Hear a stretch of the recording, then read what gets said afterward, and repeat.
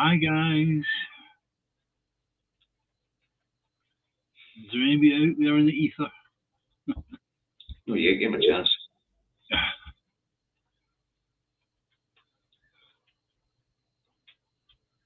Right.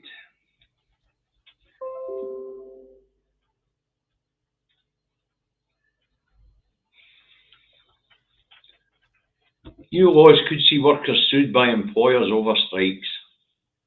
Hi Chris. Hi, Chris.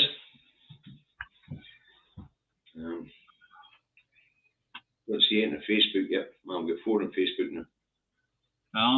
Not Chris. But I'm fine for this. I'm fine for doing this. So. Hi, Max. And hi, Ali. Hey, David. Suzanne. Rebecca. James. George. Eddie. And we're here on Facebook. We've got John, Rosie, Mags, Stephen, Avril. Hi, Avril. Rosie McGregor. Owen. Hi, Brian. Lorna. Hi, Lorna. That must be the cafe just shut. Doug, Mark, Gillian, Lenny, Evelyn, Peter, Ali. Numbers are climbing nicely. We'll start in a wee second, eh? So, you're back, David. Still no 100%, but a wee bit better. No, but a wee bit better. The strange thing is my blood pressure's going all over the place. And I'm getting sick of walking about like a drunk man who hasn't been drinking any alcohol. That's your problem. You've been on the wagon. Get a couple of whiskies out your heat, you bam, you'll be fine. I've got a nice bottle of Jura that the farm-law gave me for Christmas. So that's the one with the smoky. Aye, peaty taste. Yeah, it's beautiful. But I've not had any. So. Aye, well, maybe a wee off should sort you. Just help the antibiotics go down. Aye, exactly. That's the problem. I'm on. Just treat it like a spoonful of sugar. Anyway, we've got a fair few people on board, so good afternoon, everyone. That's us back after our wee winter break, provided David isn't dropped indeed, of course. If he does, I'm afraid it'll be relegated to the one, Davy. Yeah. I'm not going to do that to embarrass you like that. I'll stay with it. Don't worry about that. I'm okay. When you were Gillian just said, get a dram, didn't you? Anyway, talking about health, that brings us right on to today's first subject that we want to talk about, because we're not really prescripting this today, folks. We're just in for a blether to get it up and running again. So, David, you've been aware of the propaganda in the press over the last wee bit about the crisis in the NHS. What do you make here? Oh my! The mainstream media are doing their hardest, are working their hardest to show that the NHS is broken. And why would they do that? Why would they spend so much time, effort, and money trying to prove that the NHS is buggered? I think you all know the message now. It's because we know fine well that the Tories are going to come in the door with some marvellous plan to fix the NHS, and it's going to kill the NHS. It's going to denationalise the NHS. You and I already know what that plan is, David.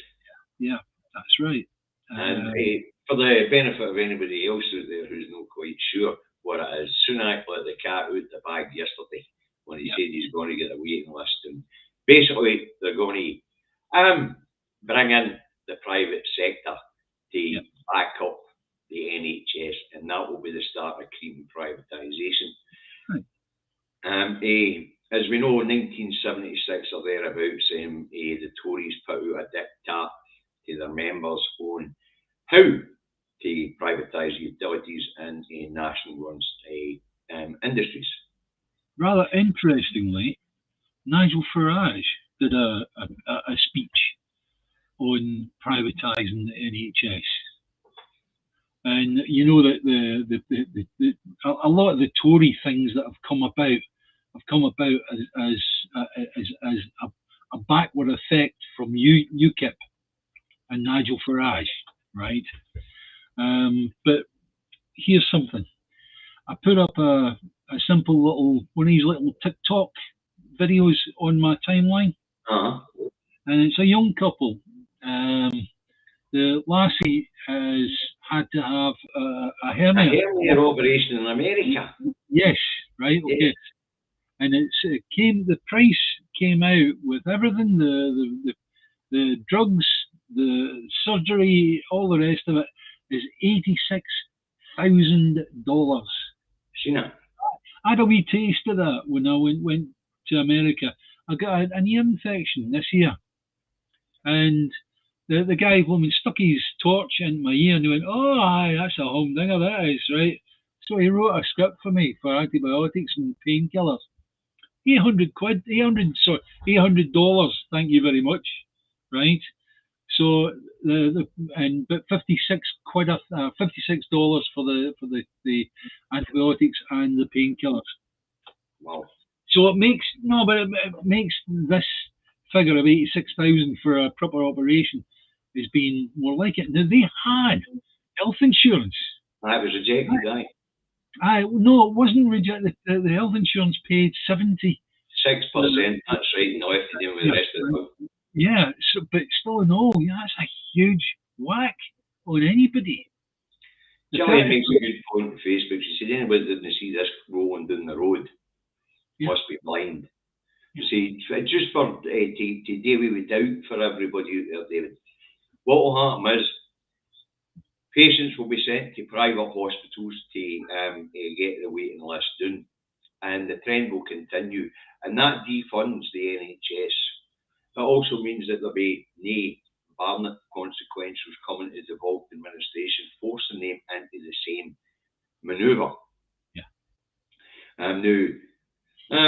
We comment here, Blackford said, won't be touching our NHS, yet the SNP aren't moving to do anything. Strictly speaking, there's not much they can do. Exactly. If the Barnett consequentials are not coming up the road, in other words, if they're cut off, then that's quite a large amount of money that is not going to be coming back to us to allow us to pay for the Scottish NHS. I'm going to put this one up for Ginger Giraffe, who is an American and who's in America, just so that people get an idea.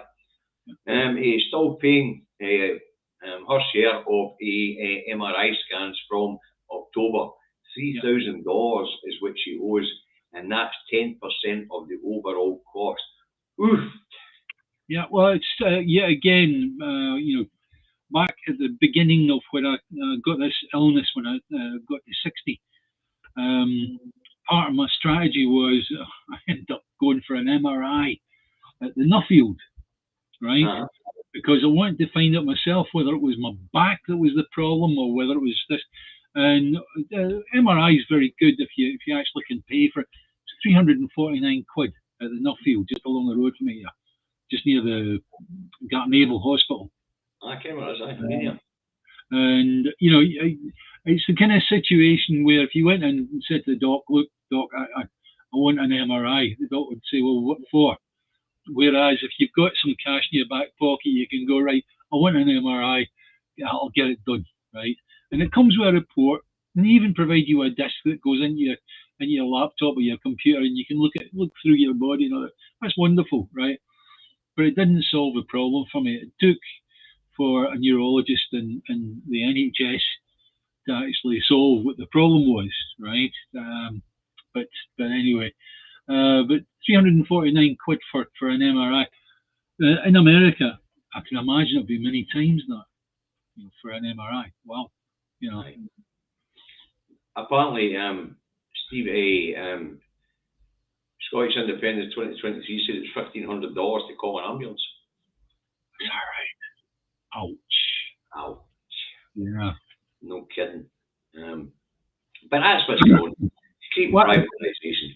We've seen that with NHS. We've seen this with NHS nurses doing that road. We still fully fund training and things like that here in Scotland. Doing that road, they're paying £3 billion a year for NHS nurses. You can train lots and lots of NHS nurses for £3 billion a year. Yeah. Lots. You can also maybe spend half of it in training nurses and half of it in paying them better. Yeah. You know. I think the biggest problem is the fact of you've got young lasses that used to go into the NHS, and it was the Nightingale effect. They liked this image of being a nurse and all the rest of it. You know, it was a good, respectable profession and all the rest of it, right? And that's what my Leslie got into it for. It was she was going to join the police, but in actual fact, she was wowed by the NHS joining that.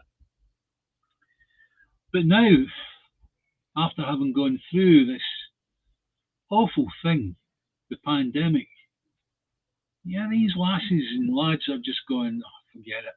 It's not any use. And they're going to Australia, or they're going to somewhere that's nice weather, pays them well, and all the rest of it, right? And they're not having to fight within a system that is blooming crippled. Now, the system is crippled, but it's crippled because of the government of the day.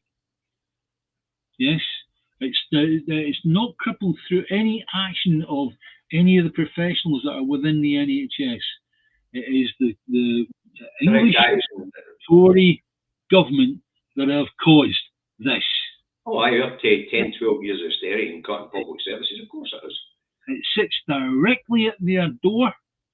And during 2020, they were clapping on a Thursday night for the nurses and all the rest of it. And now they're sticking two fingers up at them when it comes to any kind of pay rise or whatever, right? Our Scottish government are doing the best they can with what's in the pot, but there's not an awful lot in the pot for them to do it with. Aye. And of course, as you know, that bill's being presented to Parliament today to curtail the strike action of unions. Yeah. And I've just seen a flash up telling me a part of that bill is to allow employers to sue the strikers for loss of earnings. Oh, for goodness sake. Man. Is that just what's come through? That's literally what's come through. It's, as you know, they're debating it in the Commons at the moment. What will be interesting is to see how Labour vote on it. Labour are going to vote with the Tories. Well, they have.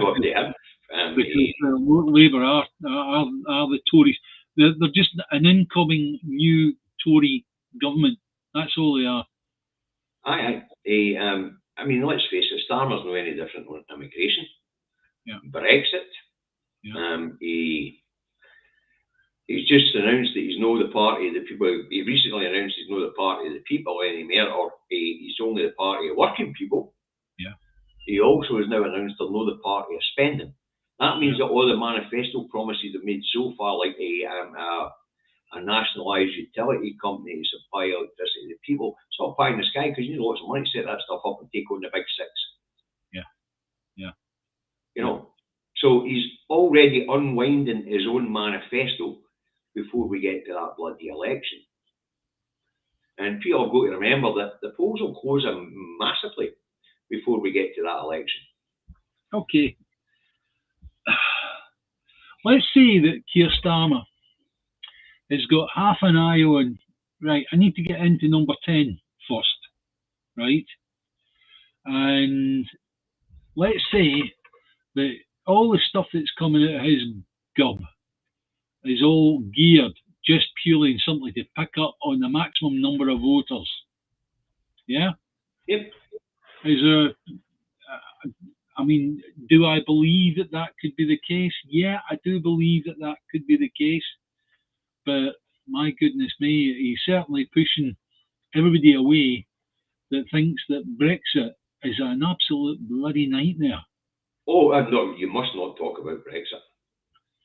Oh, wow. You must not talk about Brexit. But everyone's got a great point there. The Tories are now UKIP and Labour are now the Tories. Yeah, yes.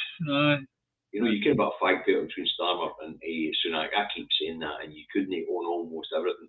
And watching this debate and how the vote goes on this bill today ought to be interesting. Well, what's your... enough with the New Labour, well, enough of them vote with the Tories to get this across. But there's enough Tories to get across the line themselves. Yeah. You know? I watched John Lassie from Sky. Forget her name.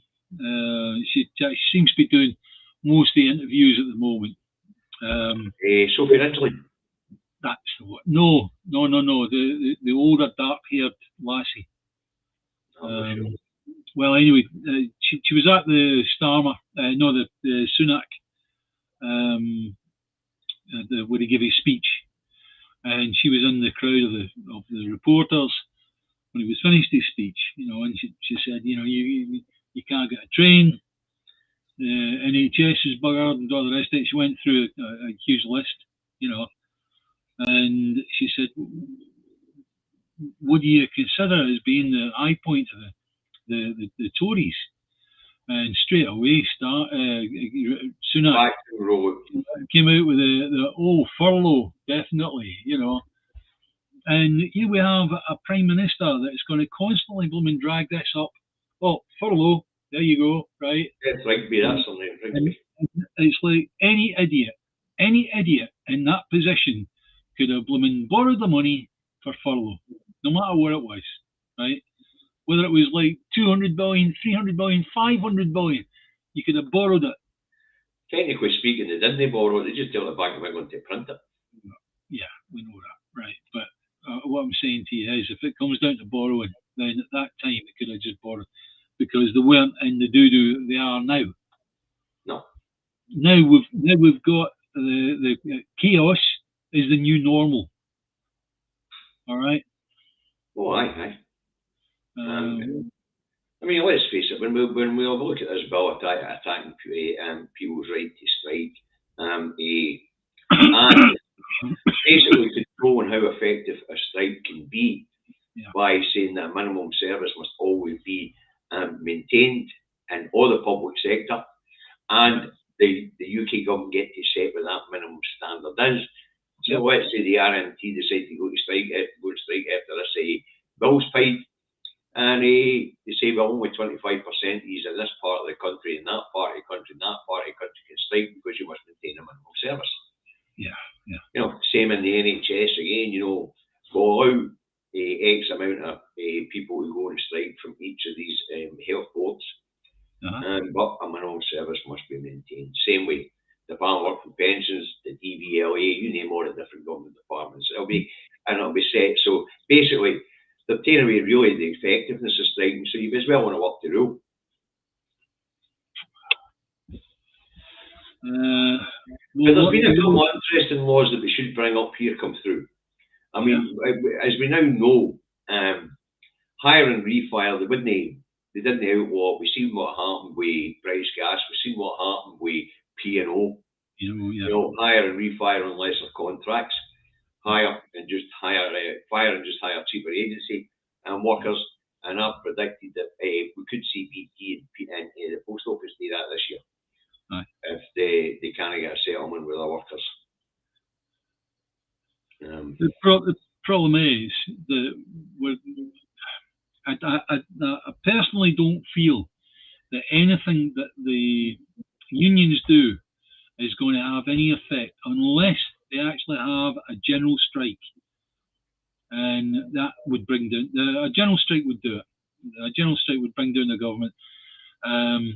So therefore, we are looking at being under this Tory government until the last minute of 2024 or the first few minutes of 2025. What's interesting about what you were saying earlier is, I don't know if you and I have been observing politics for a long time now, and generally what happens when a party can see there's going to be a shift in administration down that road, then the party that wins, that is going to win, there seems to be a transition period, a year and a half, where they start to adopt each other's policies so that nothing gets changed after the transition.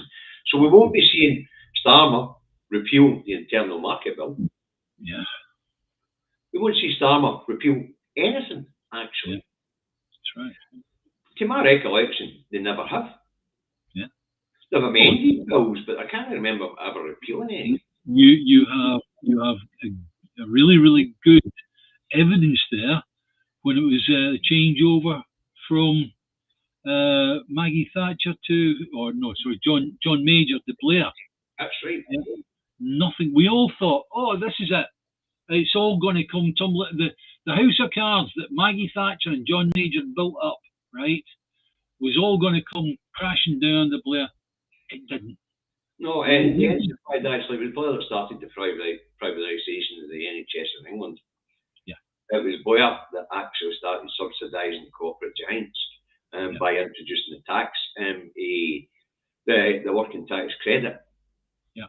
You know, where those of us who were earning a wee bit more subsidised the wages of those who were earning less, rather than legislating for companies and corporate giants to pay proper wages. That's right. There would be no cost to the public purse to legislate on it, and we've seen the very same thing with the gouging of people through the energy crisis. Because they just stroked a pen and said, this is what you sell it to us at. Yeah. Instead, we find out that the NHS, one of the problems that nobody able to give them the pay rises they want is because over the last 5 years, if we take Orkney, for example, the price of their energy costs for running the hospitals has increased by 400%. Yeah. Yeah. You take that right across the NHS, across Scotland, it might be a wee bit less here in the central belt, but it's still a huge burden. That's fantastic. Whereas it should be legislated that public buildings, such as schools, hospitals, council offices, council depots, all that, should have a special rate. Let's have a wee shout out here. A bit of respect for a guy that's under a lot of pressure, and he shouldn't be. Is Humza Yousaf. Humza has he's managed to keep things going, keep things up and running, and he's got blooming English reporters asking him to resign. That's ridiculous. The people that should be resigning are those attached to number 10 Downing Street. And the cuckoos in the nest here in Scotland. Yeah, and the cuckoos in the nest in Scotland. It's interesting the way that Humza's getting it in the neck. Humza, let's discuss what Humza's managed to do in a short time in office. Right. Optical services back up and running. Yeah. Testing back up and running. Yeah. Dental services back up and running. GP services back up and running. Cancer services back up and running. Elective surgery back up and running. Physiotherapy back up and running. Let's just, I'm running out of fields of medicine here because I'm not an expert, you know. Yeah. But he's managed to open up the NHS and get things going again in the middle of a pandemic and a winter respiratory disease a situation. Now, we keep reading about 12-hour, 4-day waits in A&E. That's a lie. Yeah. The process much quicker than that. They just can't get them into wards. And we've explained this many times. That's because of Brexit. There's nobody in health and social care anymore. They're all buggered off back to Eastern Europe. Yeah. And but let's talk about people who we know who are posting their personal experiences on the NHS at the moment. Janie Godley and her cancer treatment. Mm-hmm. Yeah. Carol Kowalski, who's a viewer of the show, and my show. Her husband took no well the other day, straight in, bang, procedure done, bang. Thursday this week, and a Monday, Thursday he's home. Yeah. That's him having surgery. Mm-hmm. That's nuts. Can't mind the name of the viewer that posted yesterday we're going to Wishaw General A&E and was in an hour. No. the evidence of our own eyes. David, you took no well, your GP seen you within minutes. Oh, yeah. My wife went to feel well, phoned the GP services because of an existing problem. Hey, pick up your prescription in 20 minutes, Mrs. McGuinness. Yeah, the trick seems to be that now, rather than phoning for an appointment to see the doctor, what you do is you just say, look, can I speak to the doctor? Right, no problem. And the doctor will ring you back sometime, right? Generally, they ring back in minutes. Generally very good, right? If they know it's serious enough, if you've been triaged, in other words, right? And then they'll say, "Oh, right, okay, tell me about it." You tell them about it, and right, come in and see me, and we'll get this blooming on the skates kind of quick. So, what's this? Mark Telfer says, "Agree, Davy Hamza being asked to resign while NHS England is worse on every metric with no strike resolution. Dross says we're in crisis while England only faces challenges. Subservient traitor." Well, I can't agree with you more on that. Yeah. And Mark's also saying that the fact that we can all cite examples of good service from the NHS. Yeah. Yeah. And never any problem or any delay. It doesn't suit the narrative, and that's why I've been saying it's a narrative, because I've been surveying my friends. You know, the amount of times I've been into A&E, and I can tell you, you know, okay, my experience is like the Death Star, the Queen Elizabeth, whatever you call it this week. They're on the ball. These people are on the ball. These people deserve, everything we can give them, right? The thing that's happening here is that anybody that's been held up at A&E, it's due to triage. It's due to them being held back because they've got a twisted ankle and there's somebody in front of them that's suffering heart failure. And that's the way it is. You know, that's a fact of life. If I was a bloody doctor and I was working in A&E and I had like 5 patients that were all about to blooming drop dead, I'd be getting them through the door quick as possible. And Mrs. McGlone, that's twisted her ankle coming down the stairs, I'm sorry, look, there's a couple of paracetamol for you, hen. You'll have to wait. All right. See, simple as that, you know. And I think people have got to get sensible about this. There is also this thing where there's a lot of people that are going to A&E without even phoning their doctors because they think they're going to get bad treatment with a doctor. Well, okay, it might be somewhere in Scotland there's a few doctors that are blooming bad eggs, right? I'm not going to say it can't happen, but I know for a fact there's a lot of people that haven't even bothered contacting their doctors over something, and they've just gone directly to A&E. That, my friends, is wrong. That should never happen. Dylan had an interesting comment there. He said what we should stop doing is going to English courts to decide our laws and our freedoms. Well, the first port of call for the Scottish Government should always be the Court of Session, and then the inner sanctum of the Court of Session to get an ultimate ruling. That way, if it's challenged in the Supreme Court, then they've got a problem. Because as we've seen with the pornography case, the Scottish Supreme Court ruled one way, the English Supreme Court wasn't overturning it. Yeah. So we should always go to the Court of Session first on these issues, always, and get a ruling from the court itself. You should never stop at just the Lord Advocate saying, I doubt this or I doubt that. Take it to all the law lords and they have them make a decision before any challenge comes in for Westminster on anything. And Lorraine says, my grandson went to A&E, was seen, admitted, and had a non-life-threatening all within 24 hours, and was seen by community nurse for follow-up every day. They couldn't have done more. That's what I mean, Lorraine. Our personal experiences of the NHS is not what we're seeing in the press.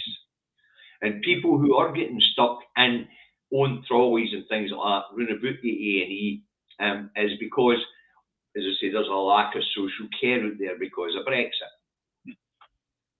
26% of our social care workers disappeared with Brexit. 26%.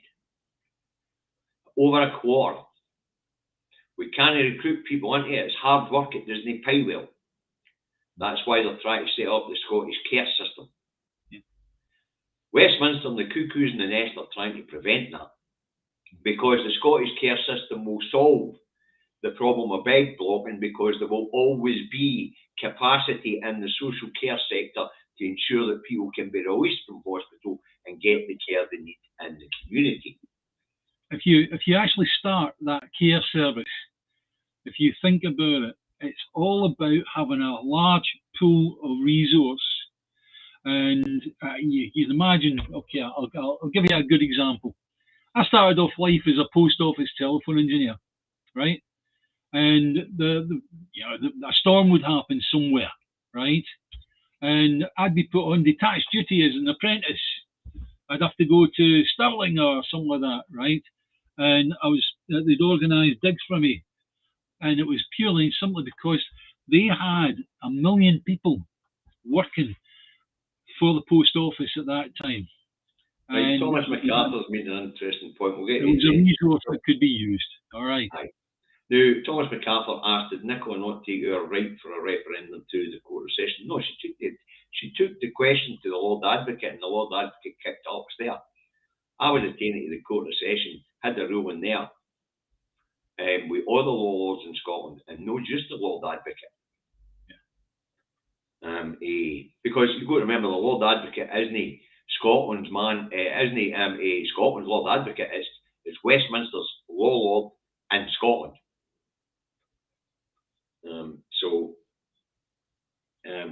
We should have taken it with our own law lords and had them rule on it. They already ruled on it anyway and said it was hypothetical because a bill hadn't been passed. But that was Martin Keating that took him there. That's been done. That's been done. So it was Martin Keating that took him there. Margaret, I hear you on that. Health and social care should never be a different department to the NHS. If you have a national care service and you have a national health service, the only difference really is paperwork. It's letter headings. Doesn't matter nowadays, right? So a different department doesn't make any difference. Other thing is, I'll get to you in a minute, Alan. One of the other things is about national care services. It saves money in the NHS. If you don't have bed blocking, you're saving money. Yeah. It costs more to keep somebody in the hospital than what it is to have somebody visit them in their own home. That's just a simple statement of fact. Right, Alan, what are you saying today? You're easy pleased. This is not a lie. It's a reality for too many. The majority know, of course, some people get good treatment, but that is well, Alan, I don't see it as a lie because I can only use the evidence in my eyes. But if you've got different evidence, Alan, then, you know, the Scottish Government's own stats say that there's a lot of stress on the service. I'm just not experienced it. My wife's not experienced it. David's not experienced it. Some of the people on the programme are putting up their experiences. But I dare say there are some people out there who, what David said, will get a twisted ankle or a broken wrist or something like that, who are sitting about for 8 or 10 hours. Yeah. Well, more important cases are dealt with. That's the point of triage. The difficulty is that when you're sat in A&E, you can't see the really urgent cases getting passed through because they've gone through a different door. Straight out of the ambulance. You know what I mean? So, you know, so all you can do is you're sat there with your twisted ankle or whatever, you're in blooming pain, and that's all you can see. And it's like then along comes a BBC reporter and says, "Tell me, please, can you please tell us how bad it was for you?" Right? Aye. And the other thing that people have to understand, David, is that your wife works in the NHS. Yes, that's right. So you've got a queer perspective. You know that there's a lot of stress out there. Yeah. You know, nobody's saying they'll know a lot of stress out there. I do know that the threat of nurses and doctors looking around the world and thinking, who's going to pay me to live in a nicer climate and Better terms and conditions, better. Right? conditions and all the rest of it, right? Seriously, guys, you know, we could lose the NHS through what the Tories are doing right now, but we could also lose the NHS just purely and simply through losing the real heroes in the NHS. Oh, aye, definitely. And Bruce says, I was at the docks, all of them were, all the people in the waiting room were coughing and spluttering without wearing a mask at the GP's practice. That's not allowed in their GP practice. That's just GP practice. You have to wear a mask before you go through the door. And if anybody does go through the door without wearing a mask, they're right in front of you with a box of masks. And here, can you take one and put it on, please? You know, common sense now should be, look, if you're in a situation like that, wear a mask. If you're not feeling well, wear a mask. We're in a Stephen, we're not actually just in a trading union, we're in a trading and political union. Yes, that's right. That was the point of the creation of the Great British Parliament, as they call it. Yeah, EU, that's a trading union, right? Whereas the UK, that's political and economic. So it's not very nice.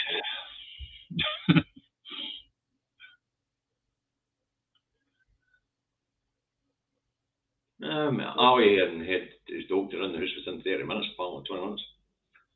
As I say, but everybody's experiences will be different. I mean, if we take some of the larger surgeries and doctor surgeries, and maybe in the East End of Glasgow or something like that, in Castlemalk or in Easterhouse, where they'll get 20, 30, 40,000 patients, it might be different. I have only my experience here. There's only 12,000 patients in my surgery. I think Clydebank is about 40,000. And that big surgery, the big new surgery down the bottom of the hill, New Health Centre. Very nice facility and all the rest of it, but yeah, they do handle a lot of people.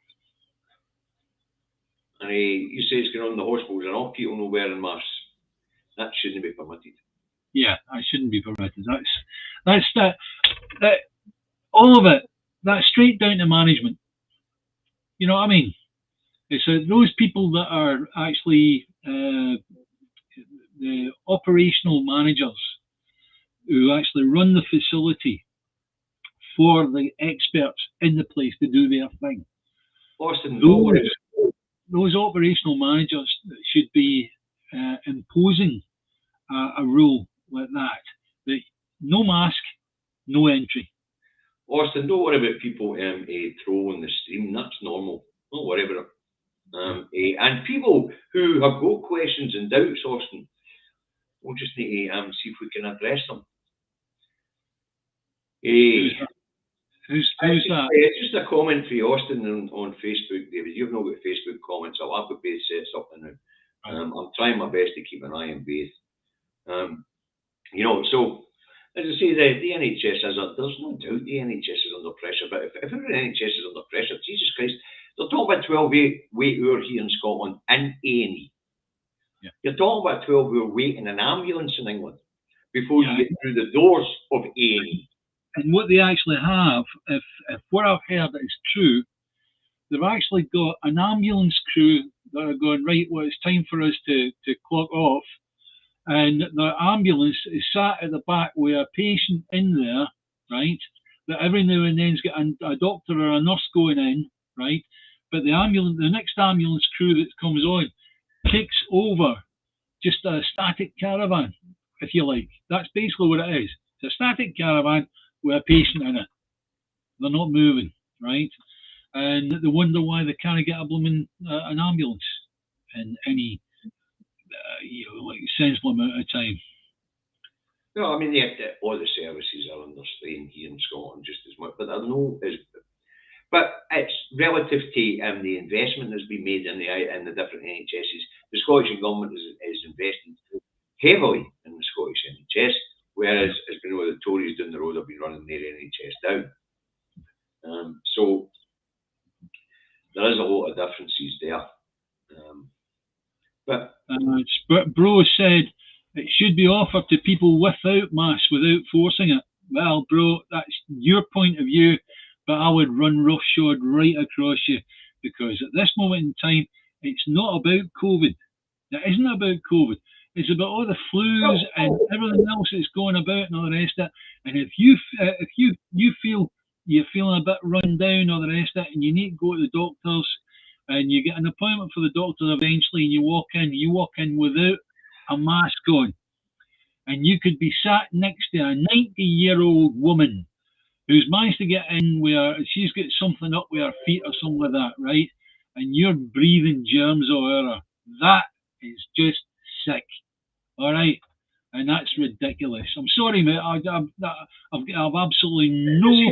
What's a good example of somebody who's not had a great service for his NHS? I don't know where he is in the United Kingdom. What he's saying is that he's waited 4 years for life-saving treatment. Yeah. I'm not saying that these things don't happen. Yeah. I'm just saying that rather than what people say, what we're being told they are. Yeah.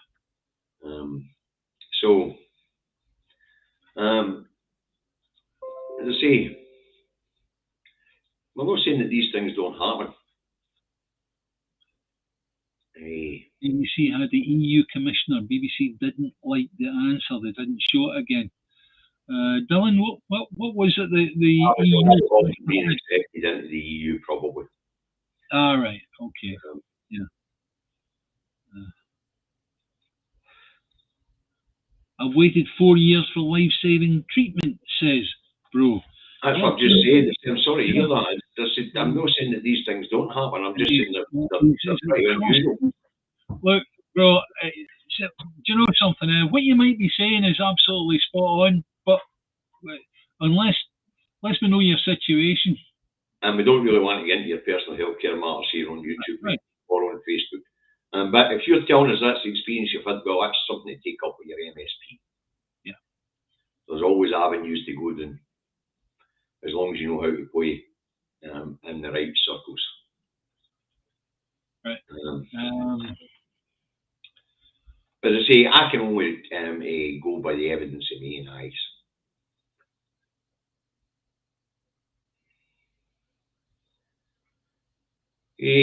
Ali, let's not get into whether it was life-threatening or not. That's his experience of the NHS, and we'll go to take all these things at face value.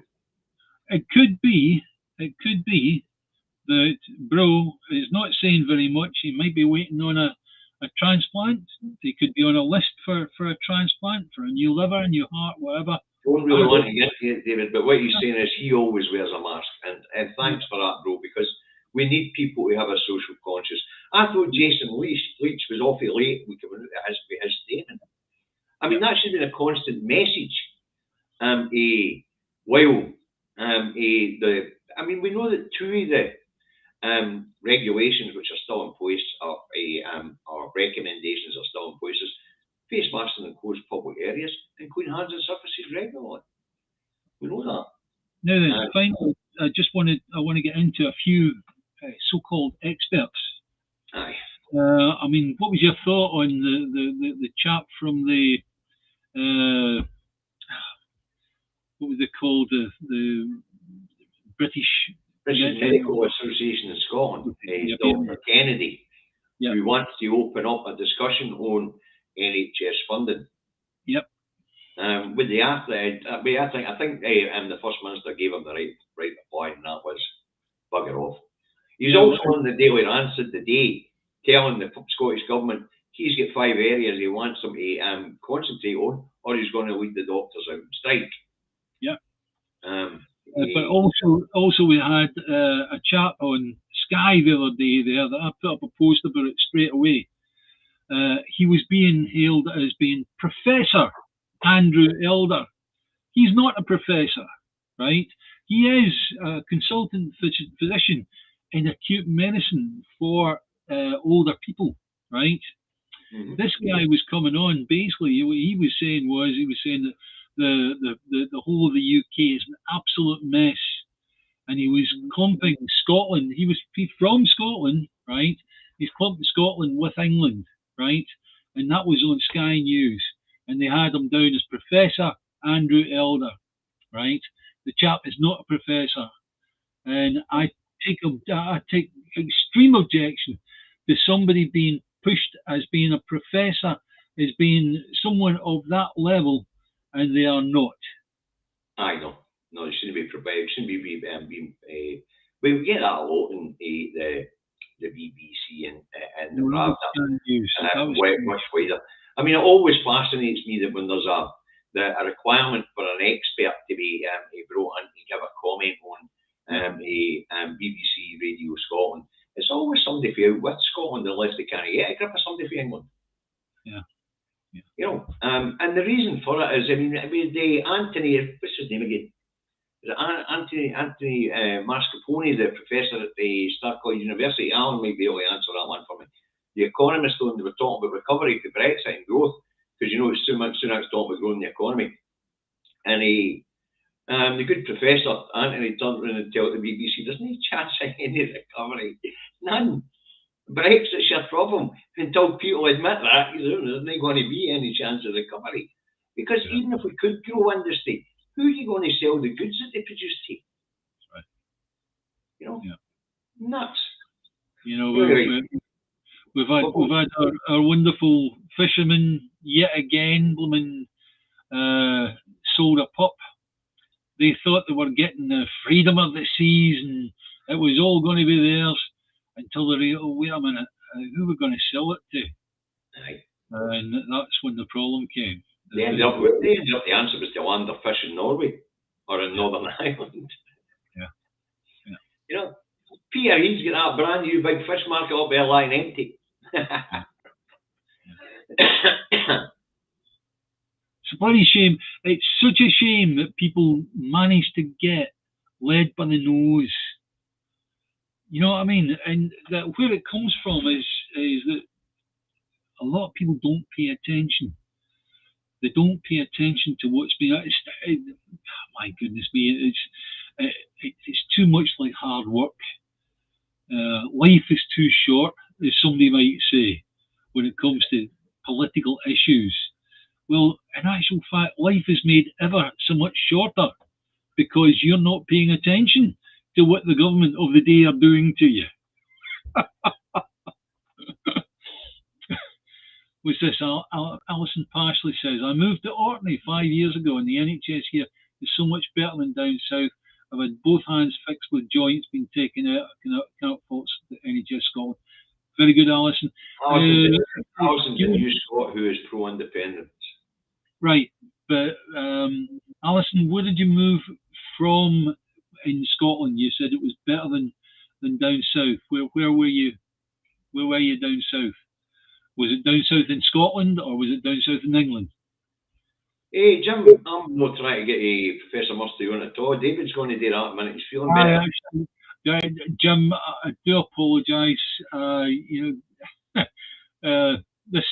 This nasty wee bug I've got, the pneumonia, has had me laid my back. You know, it's the situation. You're looking out in your front garden, you see a £50 note fluttering about in the breeze, and you can't get up to actually go and get it.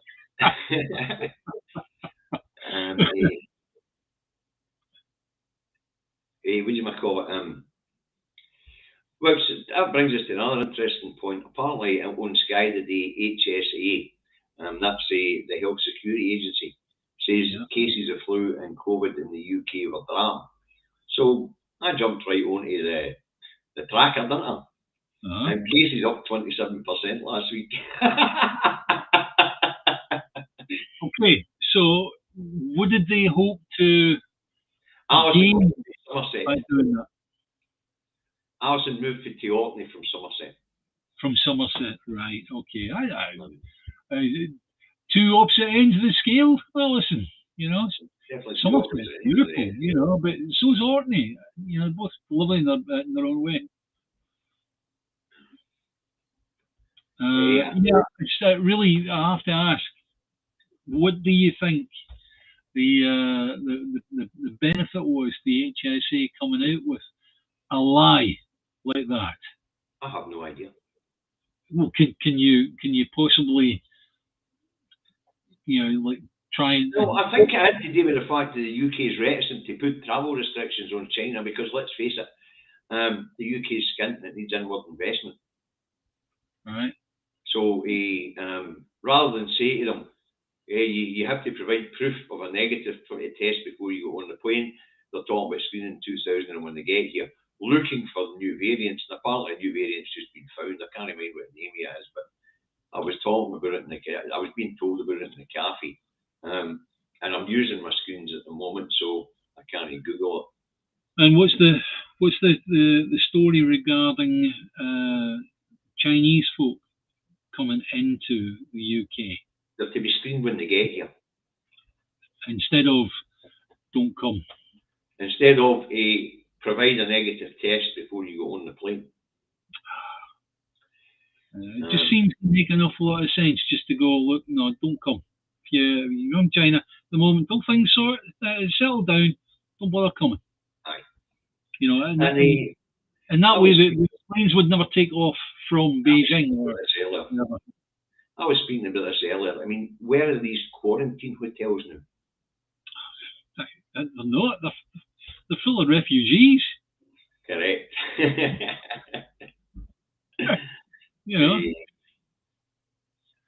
Arthur Patrick says the Kraken is what the new variant is.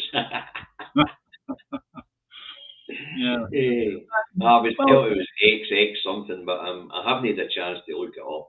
I'm lucky enough to have stayed at the Metropole in London, right? And that's what is it, £650 a night. That's for your standard thing. I can't imagine them putting Chinese folk up in the Metropole because it's hotels like that are left. Aye, and you can't stick them in military barracks the way you've done with the way they're doing with refugees, That's right. Yeah. So, apparently, Lorna says that Westminster wants is dead to save them money. Probably people of a certain age. There might be a wee smidgen of truth in that, but you can't kill off too many of the population, otherwise you've no tax base, Lorna. Right then. That's right, Evelyn, you're right. Even when they get here, if they test positive, you don't have to quarantine if you're positive anywhere. That's true. That's true. It's a matter of your own conscience, Isn't that frightening? Isn't that right? Utterly frightening? The fact that what we could have is a brand new variant, a super killer pandemic coming to our shores, just because we have a Tory government that really don't give a fig. Anyway, the latest figures on the pandemic here in the UK were issued on Friday. Mm-hmm. And a number of cases up 28% from last week. Yeah. Number of deaths up 2% from last week. In hospitals up 27% from last week. And in the intensive care units is up 14% from last week. Well, maybe somebody can tell us when the Chinese New Year occurs. I know it's generally it's January, isn't it? Yep. And what happens during the Chinese New Year is that we do get a lot of Chinese visitors at that time. And there's a lot of people from here going back to China. Yes. And Hong Kong. Yes. The state of play here in Scotland for the pandemic is cases up 9% for last week, deaths down 7% for last week, and hospital up 27% for last week, and in the intensive care unit up 100% from last week. Right, so that's the state of play. So you've got to remember there isn't any mass testing as well. Yeah. So there isn't any mass testing. It's coming our way again. It would appear so, and David, make sure you get that into the wee book that we actually mentioned that and the details of that at this time, because I think that's going to be an important one to look back on. Yep, it will be.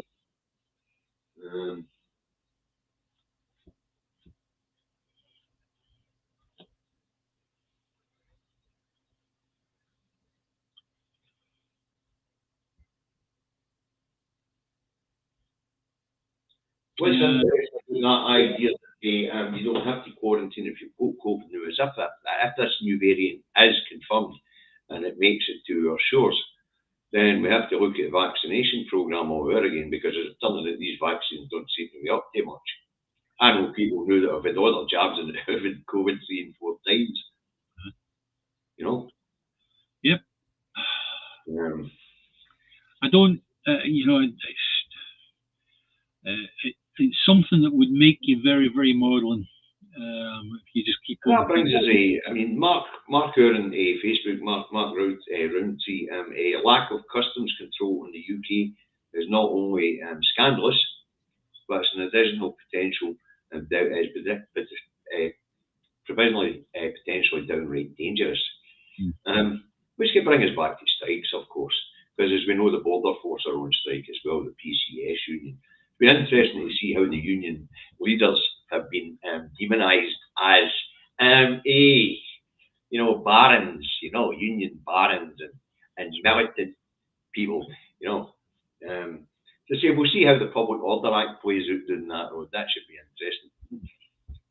Well, I didn't see any stats over the Border Force going on strike, but I've just got this picture in my head of, right, all together, let's go, come on.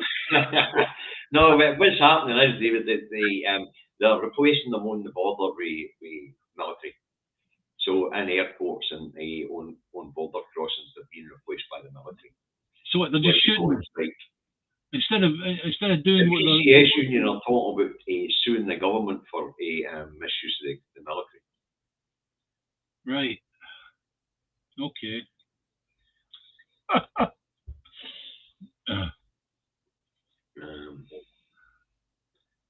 So,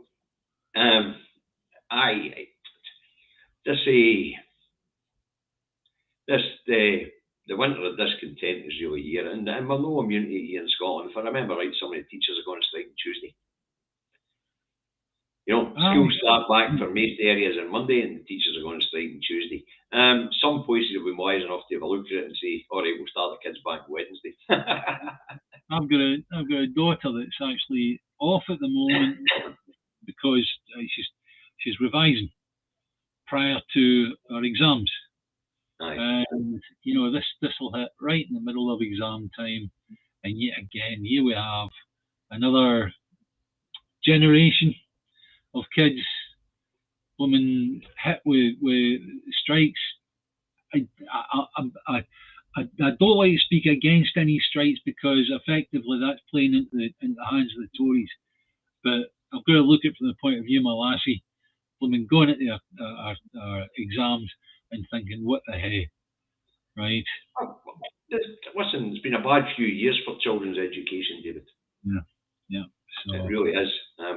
But which brings us on to, just before we round up, we've got 2 minutes. Let's talk about Sunak's drive for numeracy to be the leader in English education. Well, that way they said British education, which through the internal market bill could mean that they're going to tamper with the devolved administration's education systems as well.